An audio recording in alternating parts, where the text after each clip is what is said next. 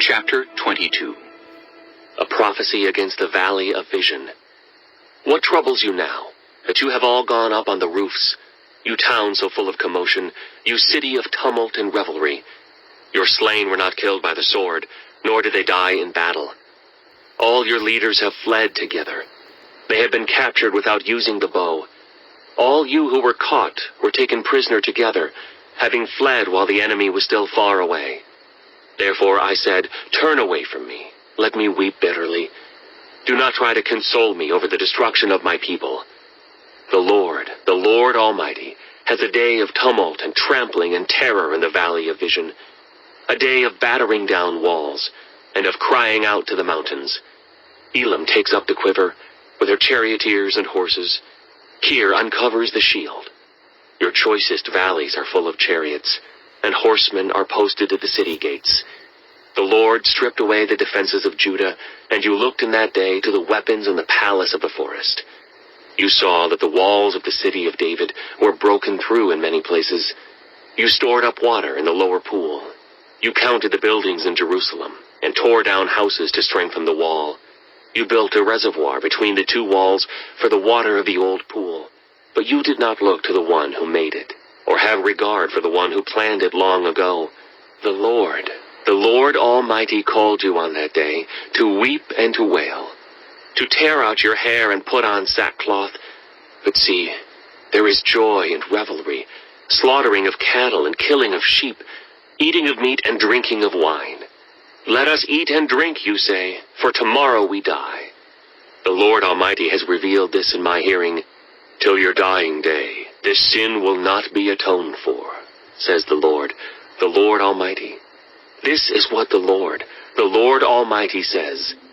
Go, say to the steward, to Shebna, the palace administrator, what are you doing here? And who gave you permission to cut out a grave for yourself here, hewing your grave on the height and chiseling your resting place in the rock? Beware, the Lord is about to take firm hold of you and hurl you away, you mighty man. He will roll you up tightly like a ball and throw you into a large country. There you will die, and there the chariots you were so proud of will become a disgrace to your master's house. I will depose you from your office, and you will be ousted from your position. In that day I will summon my servant, Eliakim, son of Hilkiah. I will clothe him with your robe, and fasten your sash around him, and hand your authority over to him. He will be a father to those who live in Jerusalem and to the people of Judah. I will place on his shoulder the key to the house of David. What he opens, no one can shut, and what he shuts, no one can open. I will drive him like a peg into a firm place. He will become a seat of honor for the house of his father. All the glory of his family will hang on him, its offspring and offshoots, all its lesser vessels, from the bowls to all the jars. In that day, declares the Lord Almighty, the peg driven into the firm place will give way. It will be sheared off and will fall, and the load hanging on it will be cut down. The Lord has spoken. Chapter 23. A prophecy against Tyre. Wail, you ships of Tarshish, for Tyre is destroyed, and left without house or harbor. From the land of Cyprus, word has come to them. Be silent, you people of the island, and you merchants of Sidon, whom the seafarers have enriched. On the great waters came the grain of the Shihor. The harvest of the Nile was the revenue of Tyre, and she became the marketplace of the nations. Be ashamed, Sidon, and you fortress of the sea. For the sea has spoken. I have neither been in labor nor given birth. I have neither reared sons nor brought up daughters. When word comes to Egypt, they will be in anguish at the report from Tyre. Cross over to Tarshish. Wail, you people of the island. Is this your city of revelry, the old, old city, whose feet have taken her to settle in far-off lands? Who planned this against Tyre, the bestower of crowns, whose merchants are princes, whose traders are renowned in the earth? The Lord Almighty planned it, to bring down her pride in all her splendor, and to humble all who are renowned on the earth. Till your land as they do along the Nile, daughter Tarshish, for you no longer have a harbor. The Lord has stretched out his hand over the sea and made its kingdoms tremble. He has given an order concerning Phoenicia, that her fortresses be destroyed. He said, "No more of your reveling, virgin daughter Sidon, now crushed. Up, cross over to Cyprus. Even there you will find no rest. Look at the land of the Babylonians, this people that is now of no account. The Assyrians have made it a place for desert creatures. They raised up their siege towers, they stripped its fortresses bare, and turned it into a ruin. Wail, you ships of Tarshish, your fortress is destroyed." At that time, Tyre will be forgotten for 70 years, the span of a king's life. But at the end of these 70 years, it will happen to Tyre as in the song of the prostitute. Take up a harp, walk through the city, you forgotten prostitute. Play the harp well, sing many a song, so that you will be remembered. At the end of 70 years, the Lord will deal with Tyre.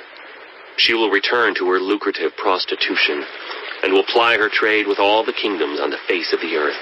Yet her profit and her earnings will be set apart for the Lord. They will not be stored up or hoarded.